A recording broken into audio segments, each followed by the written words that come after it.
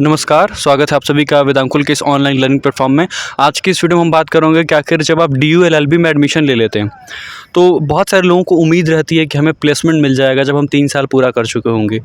तो इसके बारे में जो हार्ड फैक्ट है, जो सैड रियलिटी नहीं कहूँगा मैं, जो रियलिटी है वो उस पे हम बातें करेंगे कि आखिर रियलिटी क्या है, क्या हमें सच में प्लेसमेंट मिलता है, प्लेसमेंट मिलता भी है तो कहाँ मिलता है, या फिर इंटर्नशिप मिल पाती है, कौन से तीनों सेंटर्स में इंटर्नशिप मिल पाती है, तो या फिर DU किसके लिए फ़ेमस है, किसके लिए अपॉर्चुनिटीज़ ज़्यादा है। तो मैं ये वीडियो शूट कर रहा हूँ, लेकिन मुझे दुख भी है इसका कि क्यों बहुत सारे लोग भ्रम में रहते हैं कि वहाँ पे बहुत अच्छे प्लेसमेंट हैं, लेकिन फिर भी हम इस वीडियो में क्लियर कर रहे होंगे। तो राजकमल जी आपको बताना स्टार्ट करते हैं।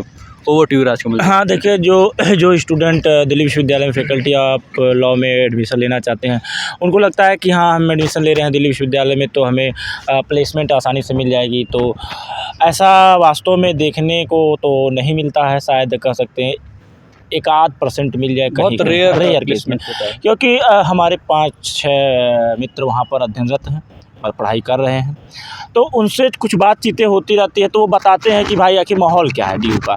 तो देखिए DU का माहौल है अच्छा, और वो कई क्षेत्रों में अपने क्षेत्रों में माहौल अच्छा बना के रखा है।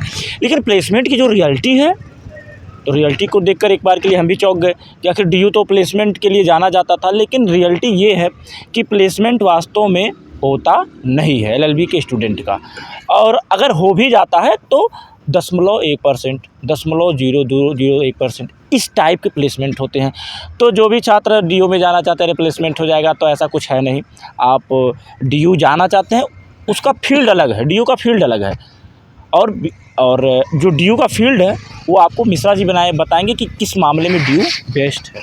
DU लिटिगेशन के लिए कितना अच्छा है, इस पे थोड़ा बहुत प्रकाश डाल रहे होंगे, मिश्रा जी आपको बताएंगे। Hello viewers. तो सबसे पहले ये समझना होगा कि DU में LLB का पूरा कॉन्सेप्ट क्या है। तो वहाँ 3 फैकल्टी एक ही है, 3 सेंटर्स हैं। एक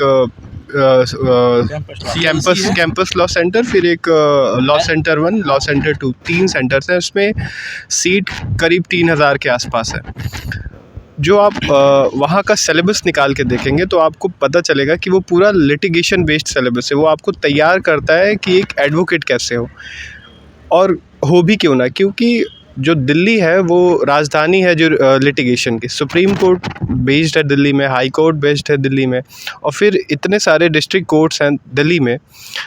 इन सारे वजहों की वजह से लिटिगेशन एक ज़्यादा बेटर ऑप्शन है वहाँ पे, ज़्यादा ल्यूक्रेटिव ऑप्शन है वहाँ पे।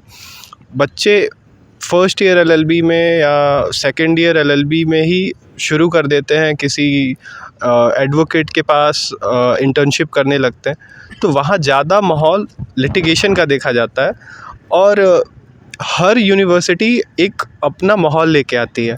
वो किस तरीके से बच्चों को ट्रेन करती है, वो हर यूनिवर्सिटी का अपना माहौल होता है, वो बहुत पहले से चला होता है। जैसे अगर मैं बताऊं तो दिल्ली का माहौल एज आई सेड कि लिटिगेशन बेस्ड है। वैसे ही अगर आप BHU में आए तो यहाँ जुडिशरी को ज़्यादा प्रेफरेंस दिया जाता है। आप यहाँ की सिलेबस को रीड करेंगे तो आपको समझ में आएगा कि मेन चीज़ें पहले पढ़ाई जाती हैं, ताकि बच्चों को ज़्यादा समय मिले उसको तैयार करने के लिए। सिमिलरली अगर आप इलाहाबाद यूनिवर्सिटी में जाएंगे तो वहाँ भी माहौल जुडिशरी को लेके ज़्यादा इंक्लाइंड है।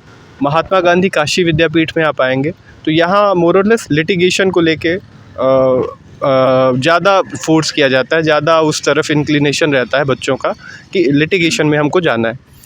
तो सिमिलरली दिल्ली यूनिवर्सिटी का भी माहौल ऐसा ही है। वहाँ भी लिटिगेशन बेस्ड पढ़ाई ज़्यादा होती है, इंक्लिनेशन ज़्यादा उस तरफ होता है। फैकल्टीज़ उस तरीके की हैं जो ज़्यादा वकालत में एडवोकेसी को ज़्यादा तरजीह देती हैं। जी, ज़्यादा वैल्यू करती हैं बस।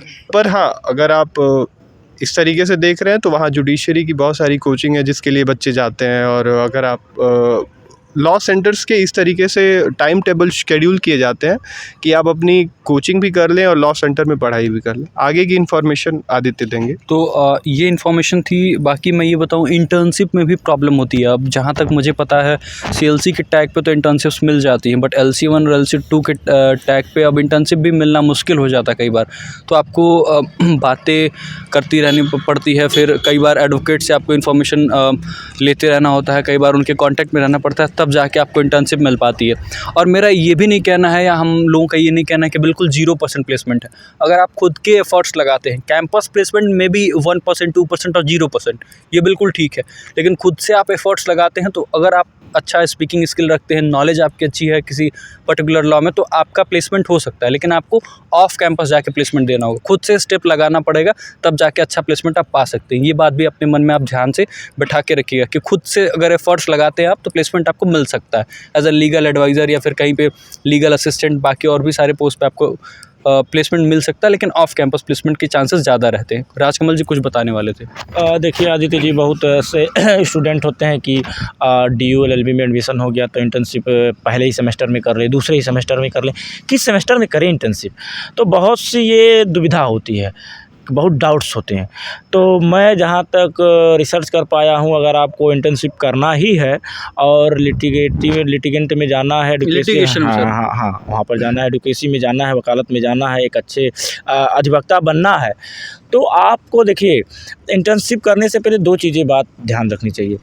आप सभी सब्सटेंटिव लॉ पढ़े होने चाहिए और प्रोसीजरल लॉ, क्योंकि जब आप जाते हैं तो आप इन्हीं बेस पर इंटर्नशिप करते हैं, इन्हीं बेस पे मामले आपके सामने आते हैं और आप केस पढ़ते हैं, समरी पढ़ते हैं और फैक्ट पढ़ते हैं और अपने जो सीनियर होते हैं उन्हें ये चीज़ें बताते हैं। तो जब आप ये चीज़ें नहीं पढ़े रहेंगे, सब्सटेंटिव लॉ, प्रोसीजरल लॉ, तो आप बताएंगे क्या।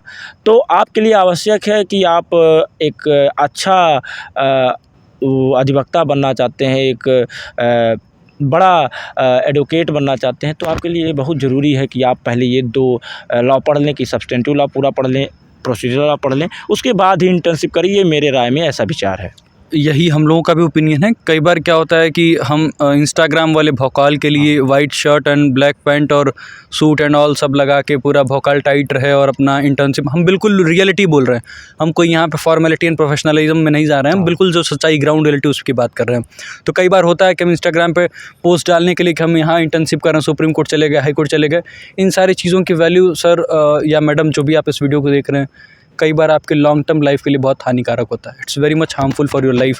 कई बार क्या है कि आपको नॉलेज नहीं और बस सब कोर्ट में दौड़ रहे हैं। तो आप सच में आप एक एडवोकेट बनना चाहते हैं, आप एक लॉयर बनना चाहते हैं, आप एक लॉ क्लर्क नहीं बनना चाहते हैं। और लॉ क्लर्क बनना एक आपका, मुझे लगता है सर, ड्रीम भी नहीं होना चाहिए। नहीं। आप लॉ पढ़ रहे हैं तो आप एक लॉयर के हैसियत से काम कर रहे हो, न कि क्लर्क के, कि फ़ाइल आप यहाँ से लेके वहाँ डोर है, ऐसा कुछ नहीं होना चाहिए।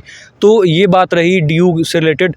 प्लेसमेंट कैसा है, कैसा माहौल है वहाँ पे, लिटिगेशन की माहौल है वहाँ पे, ये बातें बिल्कुल हमने क्लियरली मेंशन कर दी इस वीडियो में।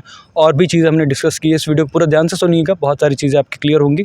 मुझे नहीं लगता सर कुछ बातें छूट रही हैं। नहीं, अगर कुछ बातें आपको लगती हैं कि सर से पूछनी चाहिए तो आप कमेंट बॉक्स में लिखेंगे और हम आपके सभी प्रश्नों के उत्तर, यथासंभव होगा तो हम प्रयास करेंगे कि आपके सभी प्रश्नों के उत्तर दिए जाएँ।